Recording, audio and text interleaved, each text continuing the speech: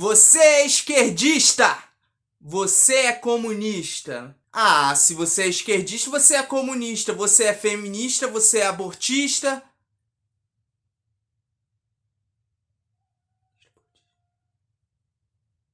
Seu socialista! Bom, se você acha que ser de esquerda é necessariamente ser comunista, feminista, enfim, socialista, saiba que você é um grande ignorante. A ideia e a origem de ser de esquerda não tem nada a ver necessariamente com o comunismo ou socialismo. Socialismo é apenas uma das formas de ser de esquerda, por exemplo. A ideia de uma separação entre uma esquerda e uma direita e tendo significados distintos nasce com a Revolução Francesa. E é esse assunto que nós vamos tratar nesse vídeo. Mas antes de começarmos com essa aula, deixa aquele like, se inscreve aí no canal, compartilha, enfim, faz esses troços todo aí. O vídeo de hoje, ele tem uma importância histórica enorme. A primeira e a mais óbvia vai ser a revolução que vai espalhar o iluminismo, vai espalhar pelo menos alguns ideais iluministas por todo o mundo. E o segundo aspecto é que é um marco da nossa própria história. Vai ser a Revolução Francesa que vai inaugurar a história contemporânea, a idade contemporânea. E esse conteúdo vai muito além, é claro, dessa mera definição de esquerda ou direita que pauta tanto os nossos dias atuais e que basicamente parece ser uma característica dessa idade contemporânea. Para a gente contextualizar essa Revolução Francesa, primeiro a gente tem que ter em mente alguns aspectos. O primeiro é o iluminismo, né? Que vai ser aquele movimento que a gente já viu alguns vídeos aqui, a gente já falou diversos vídeos sobre iluminismo, tem um vídeo específico sobre iluminismo. E esse iluminismo, ele basicamente vai ser uma grande crítica ao absolutismo, né? Ele vai fazer o absolutismo tremer.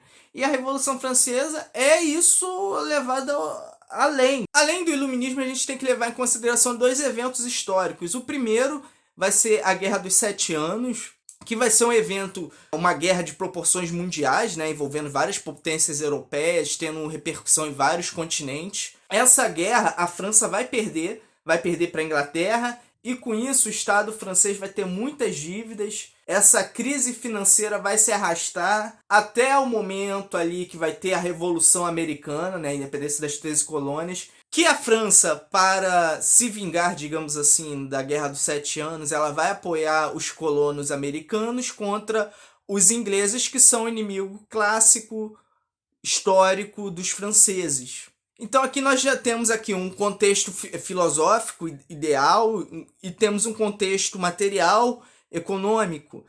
Um contexto que é o social também é muito importante a gente levar em consideração. A França, até a Revolução Francesa, ela é uma sociedade extremamente estamental, é uma sociedade estamental, dividida em estamentos. Isso significa que a França tinha, até então, classes sociais muito bem definidas, classes sociais definidas por sangue, de tal maneira que uma classe não poderia subir a outra, transformar-se em outra. O que isso quer dizer? Bom, basicamente você tinha os camponeses e você tinha os nobres, que eram, enfim, tinham sangue azul, digamos assim, né?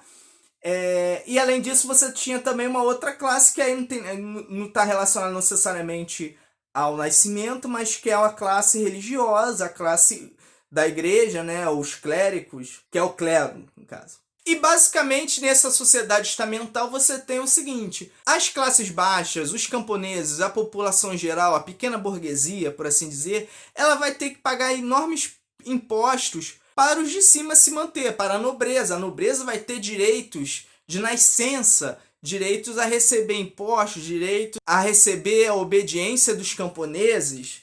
Então, esse é o panorama da França pré-Revolução Francesa.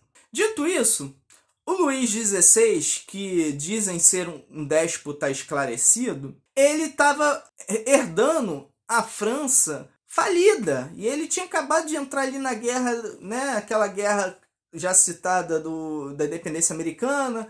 E essa guerra não foi bem vista internamente, gerou gastos, e aí a coroa francesa se endividou mais. Enfim, ele estava tentando encontrar maneiras de solucionar esse problema. E normalmente, eu já falei isso em outros vídeos, Quando você tem um Estado falido, um Estado quebrado, a solução é um tanto quanto amarga, porque ela implica em cortar gastos e aumentar a arrecadação, né? Aumentar impostos. E é isso que o Luís XVI vai tentar fazer. Para isso, em 1787, ele vai convocar uma assembleia que recebe o nome Assembleia dos Notáveis. Isso porque essa assembleia, basicamente, ela vai reunir aquelas figuras da sociedade que têm um poder político de fato na mão, né? Os notáveis, que é a nobreza e o clero. Bom, e basicamente a pauta que vai nortear essa assembleia vai ser a cobrança de impostos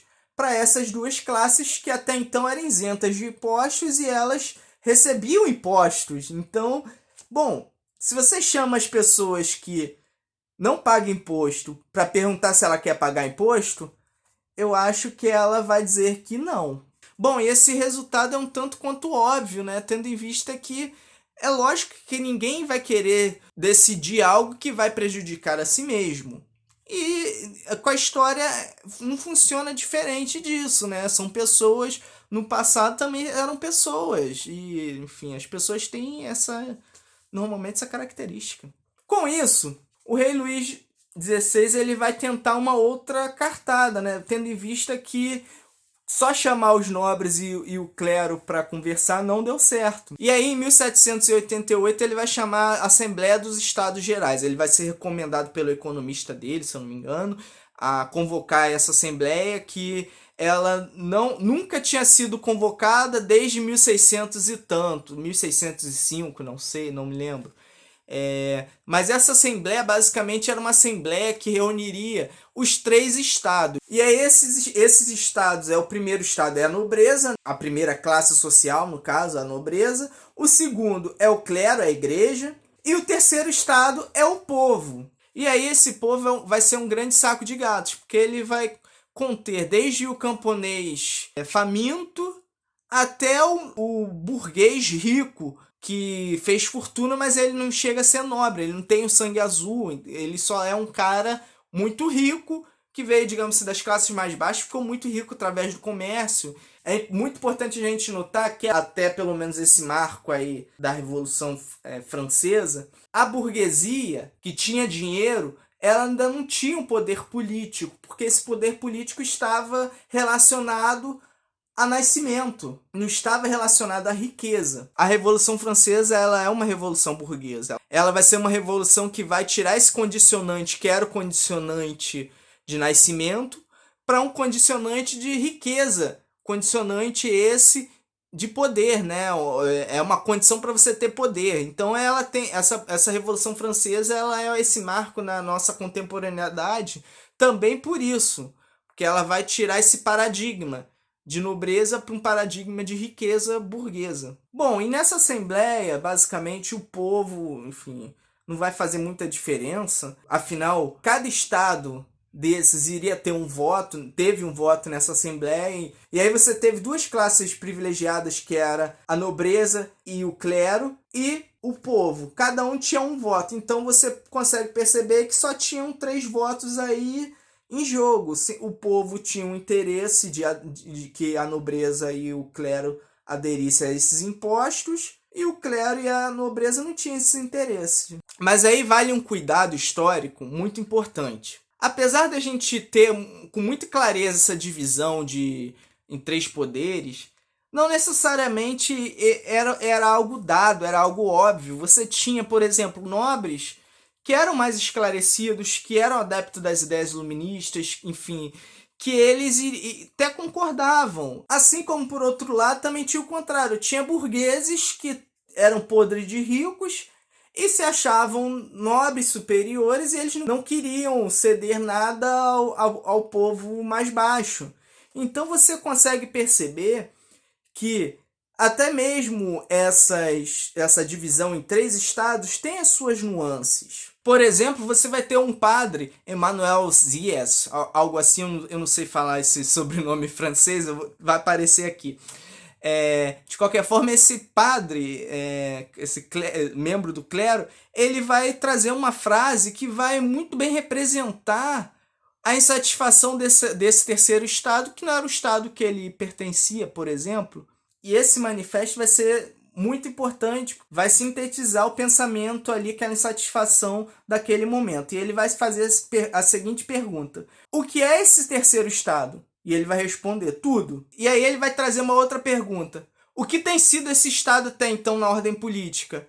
Aí ele vai concluir: nada. E aí ele vai finalizar esse pensamento com a seguinte proposição: o que pede ele? Tornar-se alguma coisa. Então esse terceiro estado, ele não tem uma representação política, ele vai ter anseios por uma representação política. É o burguês enriquecendo, que ele, pera lá, eu sou mais rico do que aquele nobre, no entanto eu tenho menos poder do que ele, isso não faz sentido. Mas de qualquer forma, essa grande assembleia vai ter um caráter muito conservador, mas esse caráter conservador, de certa forma, por ser como eu disse, ter essas nuances mais radicais, mais liberais, o rei, que é neto de Luís XIV, né? Ele é neto ou bisneto, enfim, o Luís XVI, ele não vai gostar muito do que ele vai ver nessa assembleia.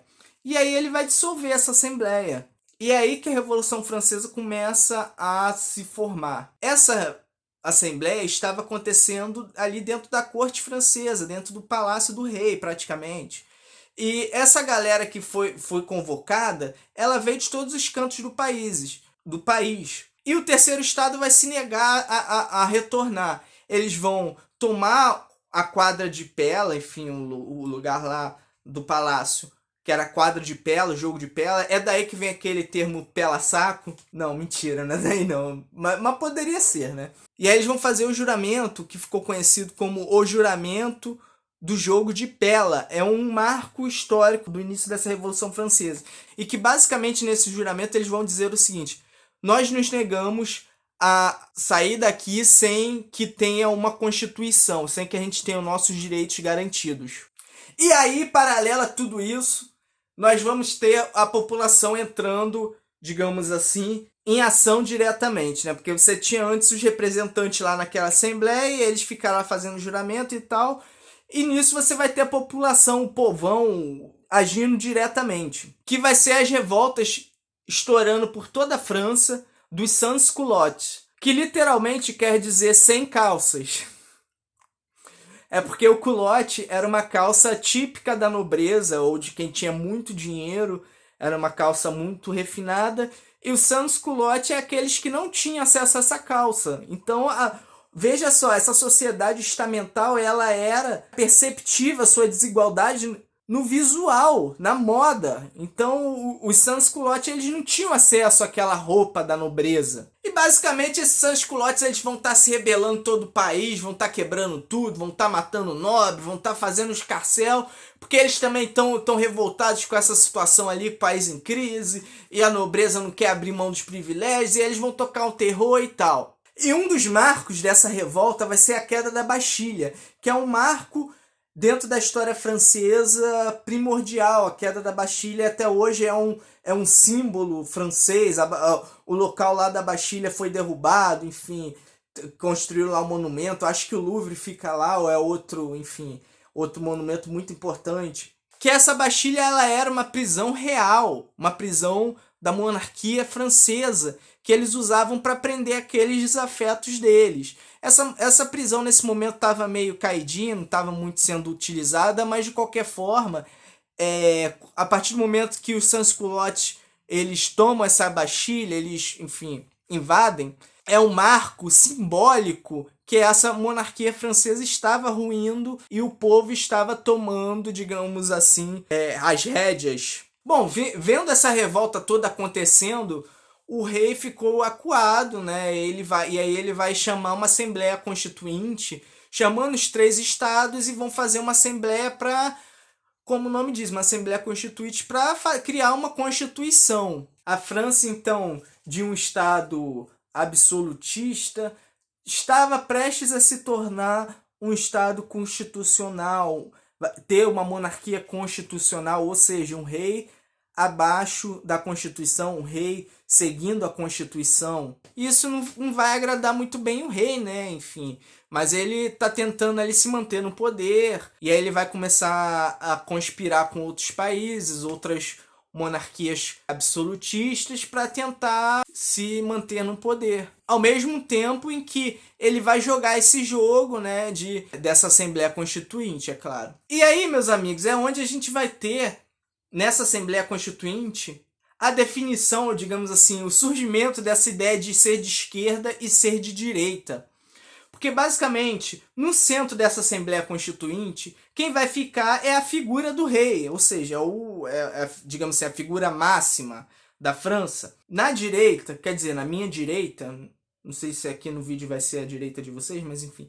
Na direita vai ficar a galera que vai ter os interesses ligados à nobreza e à alta burguesia, ou seja, é a galera que tem interesse na classe de cima, que vai defender os interesses das classes de cima, de quem está mandando, de quem, enfim, de quem já tem os privilégios e quer se manter privilegiado. E essa direita vai receber o nome de girondinos. Então, os girondinos é a galera da direita. Na galera da esquerda, vai ser a galera dos jacobinos. Então, de um lado você tem os girondinos e do outro os jacobinos. Os jacobinos, por sua vez, eles vão ter ideias muito mais radicais. Eles vão ter ideias ligadas à igualdade entre todo mundo. Eles vão ter ideias de voto universal. Eles vão ter ideias de acabar com esses privilégios das classes de cima e tentar fazer com que essas classes subalternas, essas classes baixas, o povão, os camponeses, enfim,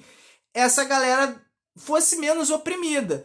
Então, a definição de ser de esquerda, ela nasce com ligado a esse contexto de ser a galera que tem ideias mais direcionadas ao povo, enquanto ser de direita tem ideias direcionadas a manter os privilégios, a manter as desigualdades a favor dessa nobreza ou dessa alta burguesia. E nessa Assembleia Constitucional, que diferente daquela Assembleia dos Estados Gerais, que cada estado tinha um voto e o terceiro estado perdeu porque era 2 contra 1 e eles queriam que fosse um voto, digamos assim, de quantidade de pessoas, né? Porque o terceiro estado tem muito mais pessoas do que o primeiro e o segundo. Então, nessa Assembleia, esse número de pessoas vai ser representado e com isso, digamos assim, o povo vai conseguir algumas conquistas. Entre elas, a primeira vai ser de 1789, que vai ser a Declaração do Homem e do Cidadão. E nessa declaração você vai ter a ideia de liberdade, da propriedade privada surgindo, da igualdade jurídica, ou seja, um nobre e um camponês pobre, eles vão ter os mesmos direitos, eles vão ter as mesmas importâncias jurídicas. Então a lei que vale para um vai valer para outro. Até então não era assim. E o mais legal de tudo, que é o direito a resistir à tirania. Então, a partir dessa declaração, o camponês, se aquele nobre for tirano com ele vai ter o direito de se rebelar, ele vai ter o direito a resistir. E isso é um marco fundamental nessa Revolução Francesa. Em 1790, você vai ter a Constituição Civil do Clero, que vai ser um marco ali de separação entre o Estado e a Igreja. Os padres não mais vão ser vistos, digamos assim, como uma classe acima das outras. Eles vão ser entendidos quanto pessoas jurídicas, igualmente como camponês, enfim. Então, você ser bispo ou você ser camponês, não interessa, a lei vai te julgar da mesma forma. E aí, em 1791, você vai ter a Constituição finalmente saindo do forno. Essa Constituição ela vai ter um caráter burguês. O que significa? Ela vai ter avanços no que se refere a balancear o jogo político ali da nobreza, mas ele não vai ser algo que vai, digamos assim, transformar a vida de quem é pobre. Ele vai ser algo que vai trazer poder político à burguesia. Quem tinha dinheiro, mas não tinha poder político, que era do povo, não era nobre. E aí eles vão decretar lá o voto censitário, ou seja, só poderia votar quem tivesse uma quantidade de dinheiro. E além disso, com essa Constituição vai determinar mesmo que o rei estaria subordinado à Constituição. Então ele teria que obedecer todos aqueles trâmites legais determinados na Constituição. Ou seja, é a Constituição acima do rei. O rei vai deixar de ser o rei da França para ser o rei dos franceses. Ou seja, é um rei a qual, digamos assim, ele não está mais acima da França. Ele vai ser um rei escolhido pelos franceses. Ele vai ser um rei que os franceses gostam, digamos assim, ou não. Se não gostar, tem o direito à tirania. Bom, e como eu já mencionado, o rei não estava nada contente com o desenrolar dessa história. Ele estava, no início, quando ele estava querendo desenvolver mais impostos, ele não estava interessado nessa transformação social toda. Basicamente, ele vai ficar muito incomodado com essa, digamos assim, o rompimento da sua tradição absolutista. Ele não tá feliz de ter uma constituição acima dele. E ele vai conspirar com a Prússia e com a Áustria, que eram dois países vizinhos que tinham lá uma monarquia absolutista e tinha lá, se eu não me engano, acho que vinha da mesma linhagem, algo do tipo. E esses dois países vão invadir a França. Bom, e aí você vai ter uma guerra entre a França e esses dois países tentando restabelecer uma monarquia absolutista. Nesse meio dessa história, o rei francês vai ser pego tentando fugir para esses países, assim como muitos outros nobres foram fugindo, né? Porque no início dessas revoltas estava morrendo nobre, então a nobreza estava toda ela tentando fugir para esses países. O rei vai ser pego, digamos, com as calças riadas, né? Ele vai ser preso. Bom, mas de qualquer forma, os franceses vão conseguir vencer essa guerra, sobretudo porque os sans-culottes, lá do início daquelas revoltas, eles vão interferir no andamento dessa guerra, porque, veja bem, o Estado francês estava um pouco cambaleando, né? Já desde ali da Guerra dos 7 Anos, teve a Revolução Americana, então os exércitos não era bem aquele exército, mas esses sans-culottes, digamos assim, impulsionados por esses ideais de alcançar direitos, de manter os seus direitos, eles vão ter um papel fundamental nessa guerra. Eles vão ir para a linha de frente, eles vão ganhar muitas batalhas e a França vai se livrar dessa guerra. Então, em 1792, nós vamos ter a declaração da França de uma república, né? A França vai se transformar em uma república em 92, tendo em vista que o rei tentou conspirar, pegaram ele, né? E esse rei vai ser julgado e acusado de traição. E no ano seguinte, em janeiro de 93, o rei Luís XVI vai ser guilhotinado. Essa coisa do guilhotinado é fantástica, porque, veja bem, é o marco da história contemporânea. Tanto o rei Luís XVI quanto a sua esposa Maria Antonieta vão ser guilhotinados. Um rei no começo do ano e ela no final. A Maria Antonieta também é um personagem histórico muito legal desse período, que ela não era francesa, mas ela casou com o rei. Eu acho que, se não me engano, ela era austríaca. Vai aparecer aqui a nacionalidade, enfim. E ela era uma mulher extremamente refinada, da alta classe, vivia ali alienada ali dentro do palácio, naquelas futilidades de vestidos e tal. E enquanto a população estava toda ela na miséria, passando fome, e ela lá vivendo aquela vidinha de realeza. Tem até uma historinha, um burburinho, que isso não tem digamos assim, nenhuma comprovação, mas dizem que chegaram para ela: ô Maria Antonieta, os franceses estão com fome, o povo não tem pão para comer. Aí ela virou e olhou assim: então eles que comam brioches. E essa daí é ficou assim na memória, né? Tanto essa imagem quanto uma outra imagem, que é a imagem de Napoleão, foram imagens que foram construídas ao longo dos anos e que ficaram para a história. Mas de qualquer forma, que eu queria falar para finalizar esse marco aí da Revolução Francesa, até hoje vai ser um grande imaginário sobre a Revolução Francesa, é o uso da guilhotina. Que, por incrível que pareça, ela é um mecanismo de execução, talvez um dos mais humanos possível, se é que tem uma forma humana de se matar alguém, mas de qualquer forma, ela vai ser criada por um médico, acho que é Luiz Guilhotine, algo assim o nome dele.